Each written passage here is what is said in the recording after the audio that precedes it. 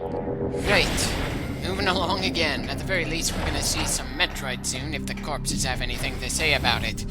And, still, I'm fairly certain we have plenty of experience against them at this point, and we are most definitely much better equipped to deal with them than the poor bastards who are littered all over this section of hallway.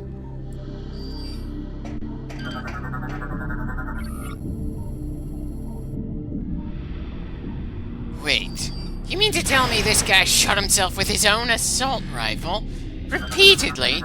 Sure, a Metroid grabbing onto your face is, terrifying, if you don't have the option to go into Morph Ball and, bomb the damn thing off, but something about that mental image just kind of feels crazy.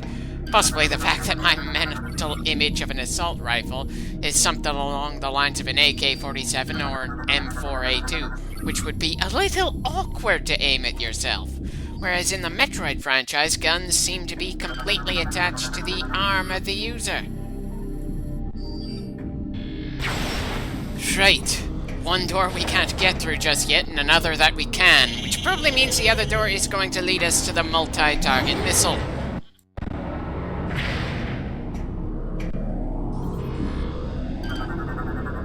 Well, there's an energy tank in a Metroid cell. I suppose that means we're not going to be able to get to it without unleashing the damn things ourselves.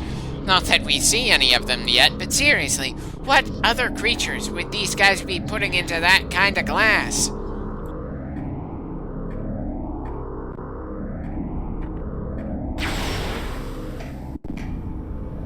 And here are the Metroids. And annoyingly, we aren't allowed to scan them until their cages are gone. Not a big issue, but still something I feel is groan-worthy.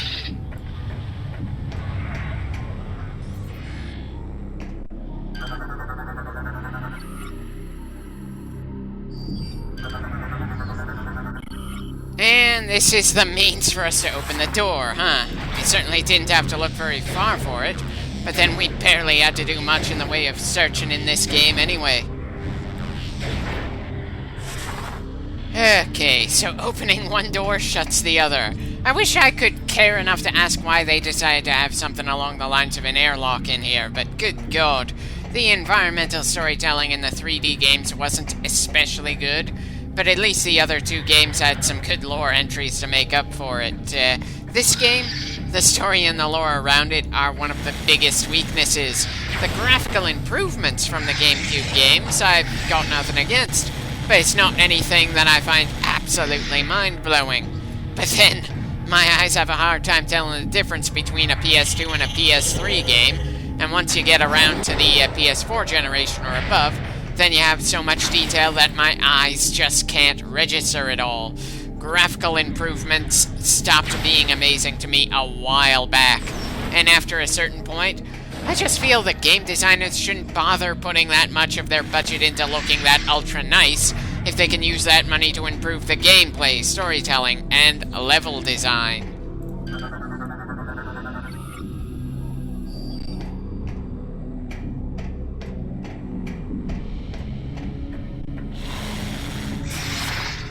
Ah, we've got a tunnel here. I was starting to wonder if I wasn't supposed to be here yet or something.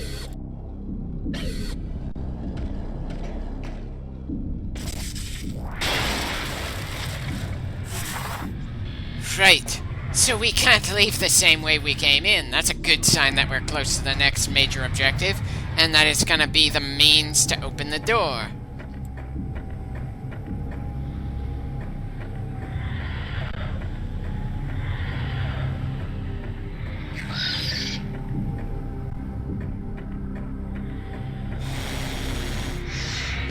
Well, the minimap certainly isn't of much help here, but I can't help finding that a bit endearing. Especially with the level design we've had to deal with for most of this game. Anyway, looks like this next chamber is going to have the upgrade. Anyone want to bet that things are going to go to hell the moment we grab it?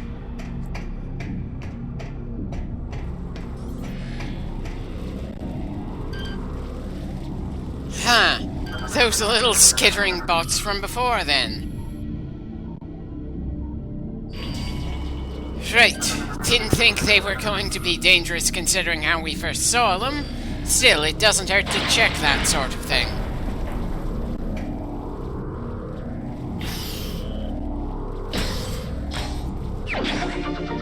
Two energy cells so far. No clue how many more we're going to need to avoid having to do a big key hunt at the end of the game.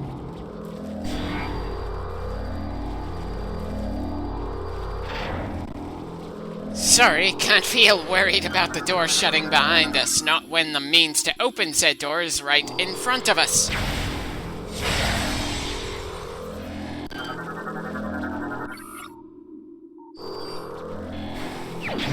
Excuse me for thinking that the multi-hit missile upgrade should have something better than Seeker as its name. Every missile in the game, from the most basic to the super missile, which we've yet to gain, has some form of tracking ability, so every one of them seeks their targets to some degree or another.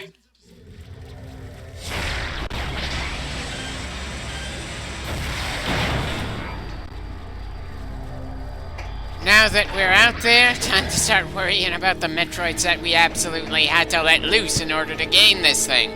I doubt they're gonna pull any especially insane gimmicks, since this is the first time in this game we're gonna see them, but I suppose it's not out of the question that they might have something special for the hell of it.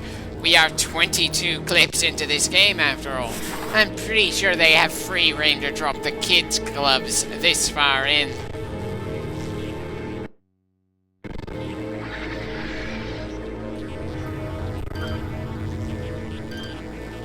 Right. And of course we can't scan them before we get to fight them because they're moving too fast.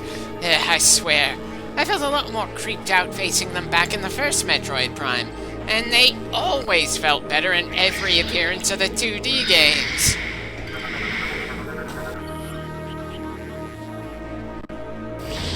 Ah, so they do have a special gimmick. They can coast through the environment so it will get a bit awkward to use cover against them. Annoying, but at least they still have their weakness to ice, and we've got plenty of missiles to spare.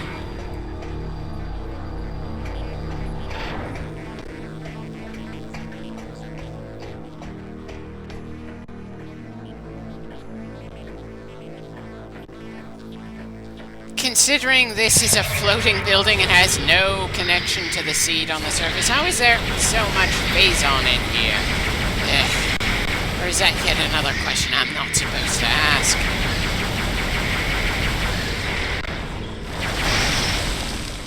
Well, that one was certainly more troublesome than the first. I kind of hope that's not going to be the norm for these things, if only because sooner or later, we're going to have to deal with more than one Metroid at a time.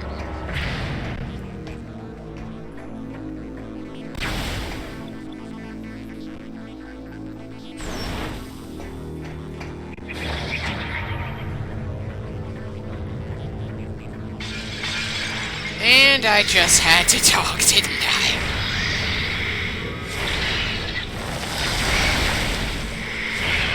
Huh. What makes them decide to get frozen or cancel that out anyway? Either way, I kinda like the visual effect when they get frozen. Kinda wish other monsters had that little effect of ice crystals forming around them and then crushing into the poor bastard as they get frozen solid. But then it's not like there have been too many other enemies we've used missiles on, and those other targets don't seem to be frozen by the missiles, just more conventionally damaged. And great, now I'm missing the ice beam again. I have been missing that ice beam for both this game and Metroid Prime 2.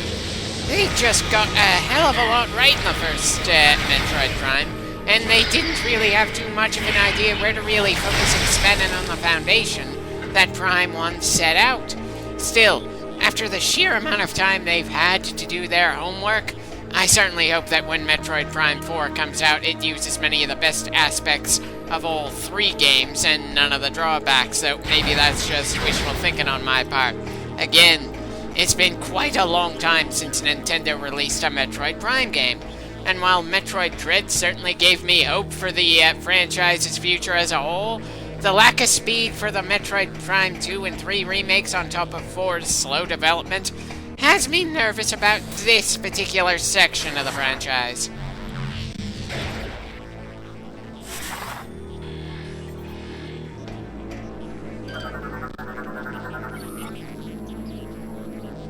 Huh.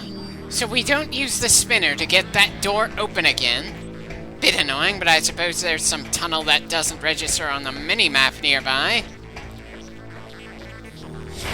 Or we could just blow the lock off that door. Kind of amazed that we don't have fewer missiles in our inventory considering how many we've spent so far. But as I said in a previous clip, we've gotten to a point in the game where we've gotten around as many missiles as we would have in an ace combat game, if not more. So I'm not quite sure the game needs to be so merciful with replenishing our supply. But I suppose mercy isn't the word to use when we've got over 3 Metroids coming at us at once, and they all have that annoying phasing trick. And great! Now that I think about it, if the bad guys can phase through objects with gunfire like that on a console of this generation, why didn't we ever get a game where the X-Men character Kitty Pryde was playable? I know, bit of an odd time to talk about the X-Men, but still, the thought popped into my head. Ugh.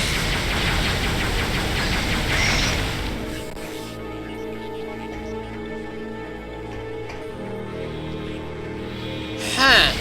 Why did this guy go that far when we dashed forward?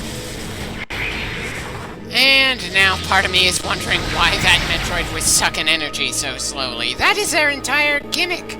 Sure, the electrical attack they used against us earlier was intimidating in its own right, and did quite a bit of damage, but the whole thing was with Metroids is that they latch onto you, suck you dry in a hurry, and there are very few ways to get them off, so you'd better do so in a hurry. Ugh. Yet another thing I'm gonna be baffled about in this game.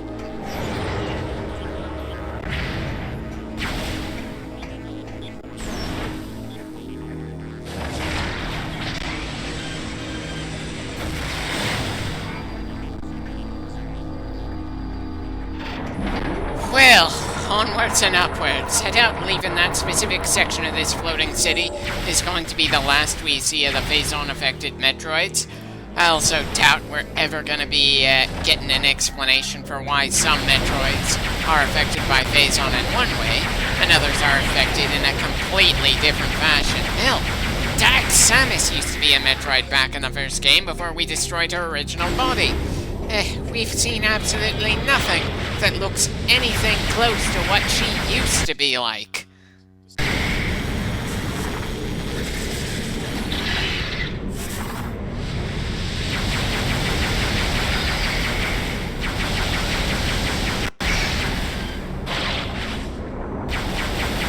Okay, locking on here is going to be more annoying than usual. Have I mentioned that locking on around here just feels like more of a pain in the ass than it used to?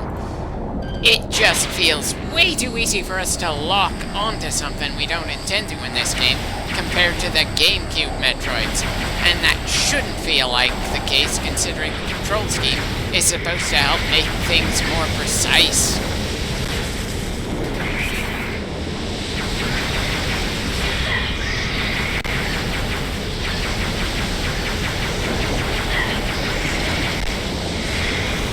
Yeah, I'm probably way too immobile when fighting in this game compared to the other 2 Metroid Primes, at least when it comes to fighting Metroids. But then it's not like the environments we've been in are really all that friendly towards the kind of fighting style we should probably aim for when facing these things. Either we're in tight corridors where we can't move much, or we have the risk of ending up falling down a bottomless pit if we move around too much. Well, I suppose it doesn't make all that much of a difference anyway. We can take them down at a good pace, and there's not all that much we need to worry about so far.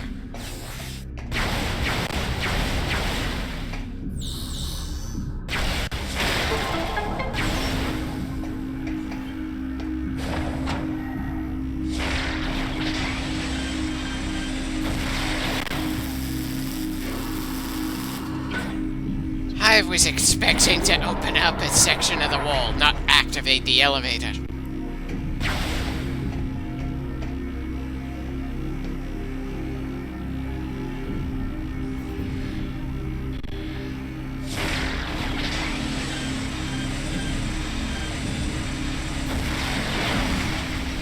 Hopefully, there's only one other lock we need to use the multi-missile on in this room.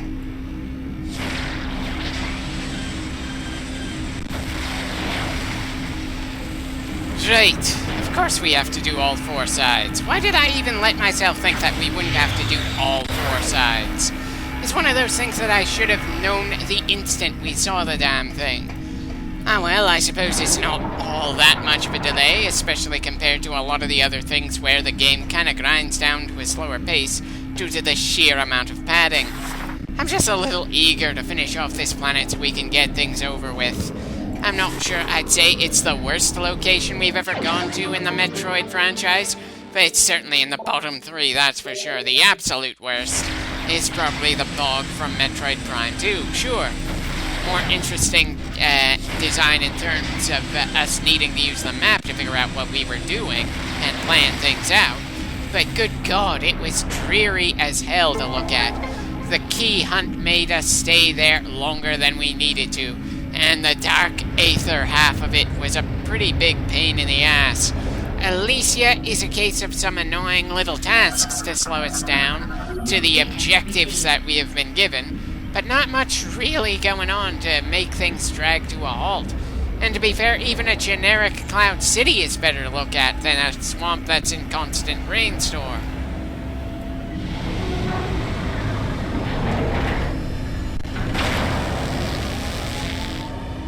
Right, that's 2 things collected for the big bomb. Where's the 3rd piece so we can finish this thing and get to the next step? We don't have a helpful objective marker for it, at least not yet. Guess I'll just go back across the tram and see if there's anything on the other side that seems obvious. Unless the Aurora tells us the exact place anyway.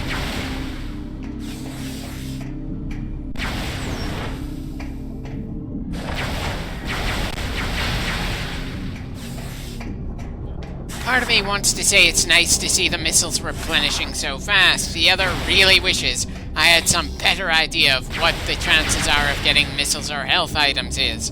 I've had that question in absolutely every Metroid game we've gone through.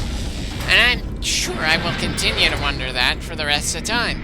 It feels random in most instances, but it's probably less random than I think it is.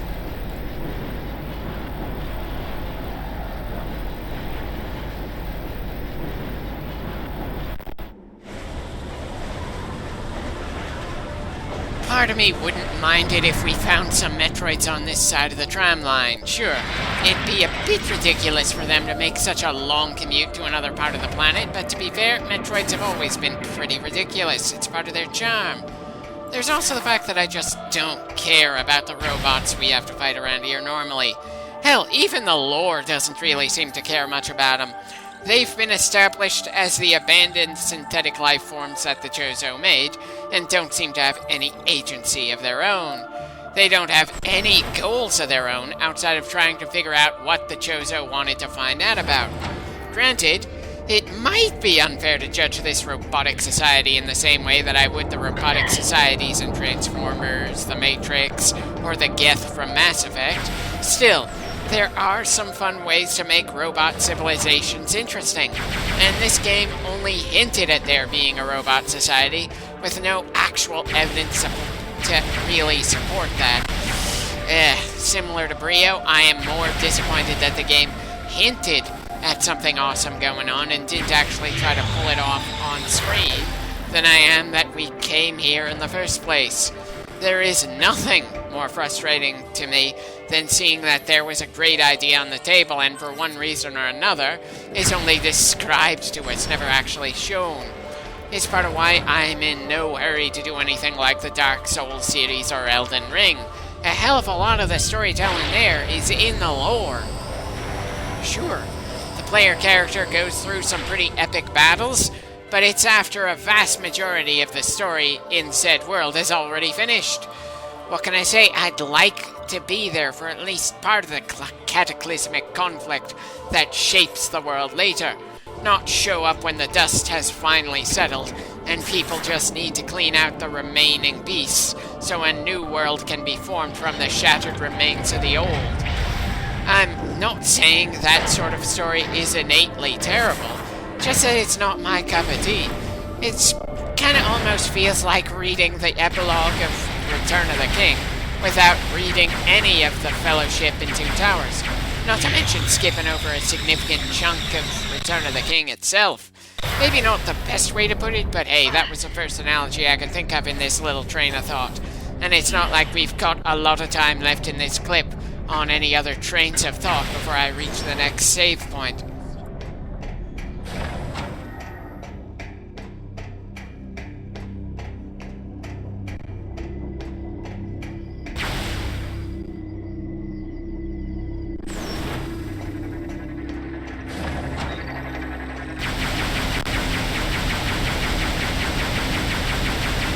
There's probably not any point in melting these bits of metal, but hey, if we can affect it, I don't see much harm in affecting it. Besides, sometimes going off the beaten path leads to upgrades. That was certainly the case in all the games before this one, that's for sure.